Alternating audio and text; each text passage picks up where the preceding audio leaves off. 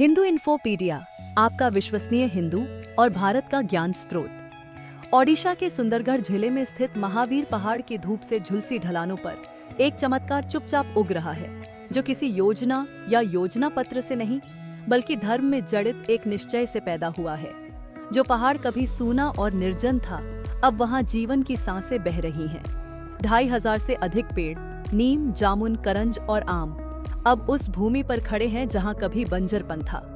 लेकिन यह सिर्फ वृक्षारोपण की कहानी नहीं है, यह एक विरासत की वापसी है। एक ऐसे व्यक्ति की जो लौटा, एक पहाड़ की जिसने फिर से सांस लेना शुरू किया।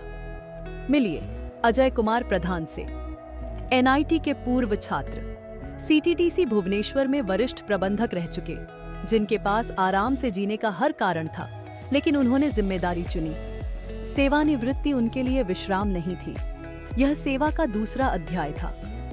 अपने गांव चेमथापाड़ा लौटते ही उन्होंने देखा, मिट्टी थकी हुई थी, पहाड़ मौन था। उन्होंने आरंभ किया, बिना फंडिंग, बिना प्रचार, सिर्फ एक गहरी आस्था के साथ। एक गड्ढा, एक पौधा, एक कदम धर्म में जड़ा। वृक्षों का चयन भी प्रतीकात्मक था, केवल पर्यावरण के लिए नहीं, संस्कृति के लिए भी। नीम स्वास्थ्य और रक्षा का प्रतीक, जामुन मिट्टी और पक्षियों के मित्र, आम पूजाओं का अनिवार्य अंग, करंज मिट्टी को फिर से जीवंत करने वाला। ये सिर्फ पौधे नहीं थे, ये जीवित मंत्र थे जो मिट्टी में बोए गए। प्रधान अकेले नहीं रहे, आजाद हिंद क्लब के युवाओं ने साथ दिया, फिर बुजुर्ग जुड़े, फिर गांव, और यह सब बिना औपचारिक योजना के हुआ। हालांकि एक खामोशी को पहचानना जरूरी है।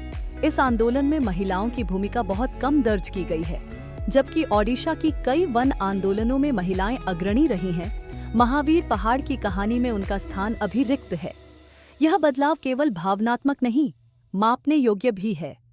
8-10 एकड़ में फैला हरियाली, 2500 से अधिक पेड़, ट्रायल रन ऑन ऑफ कम हुआ, स्थानीय तापमान में नरमी आई, पक्षी और जानवर लौटे, और सबसे अहम, गौरव लौटा। अब यह सिर्फ एक पहाड़ नहीं है, यह एक सांस्कृतिक स्थल है, जहां पिकनिक होती है, पूजा होती है, और वृक्षों को परिवार की तरह देखा जाता है।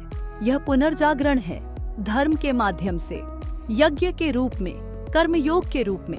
जब दुनिया जलवायु संकट में रास्ता ढूंढ रही है, तो शायद उत्तर कहीं बाहर नहीं, बल्कि हमारे अंदर है, धर्म के रूप में, स्मृति के रूप में।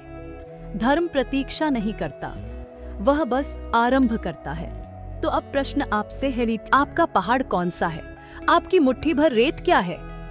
आप किस भूमि को फिर से जीवित करेंगे, धर्म में जड़ पकड़कर? यदि वीडियो आपको भाया हो तो कृपया लाइक और सब्सक्राइब करें। महावीर पहाड़ की संपूर्ण कहानी और धर्म में जड़ित उस सेवा का विवरण पढ़ें। hinduinfopedia.in